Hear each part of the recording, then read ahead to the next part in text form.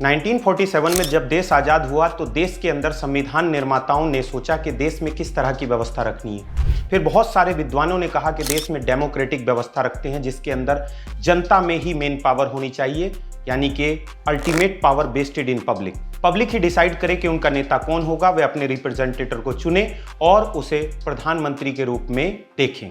इसलिए हमारे देश के अंदर संसद में दो हाउस होते हैं, एक राज्यसभा और एक लोकसभा। लोकसभा को पब्लिक हाउस कहा जाता है, जिसमें जनता के द्वारा अपनी पसंद के नेता को चुना जाता है।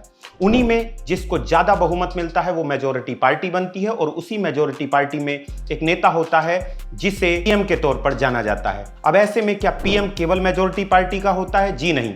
ऐसे कई प्रधानमंत्री हमारे देश में हुए हैं कि जब जनता के द्वारा किसी एक पार्टी को मेजॉरिटी नहीं मिली तो कोलेशन की गवर्नमेंट से वह प्रधानमंत्री बने हैं। लेकिन इस तरह के प्रधानमंत्री कमजोर प्रधानमंत्री होते हैं, क्योंकि कोलेशन की गवर्नमेंट को कमजोर सरकार माना जाता है। लेकिन क्या प्रधानमंत्री हमेशा लोकसभा से होते हैं? जी नहीं। लोकसभा बेशक जनता का सदन होती है, राज्यसभा को विद्वानों का सदन कहा जाता है, लेकिन हमारे देश में अब तक 14 प्रधानमंत्री में से 4 ऐसे भी प्रधानमंत्री हुए हैं जो कि राज्यसभा से सेलेक्ट हुए हैं, जिनमें इंदिरा गांधी, एचडी देवगौड़ा, इंद्र कुमार गुजराल और मनमोहन सिंह। इसलिए प्रधानमंत्री राज्यसभा और लोकसभा दोनों से हो सकते हैं। जय हिंद।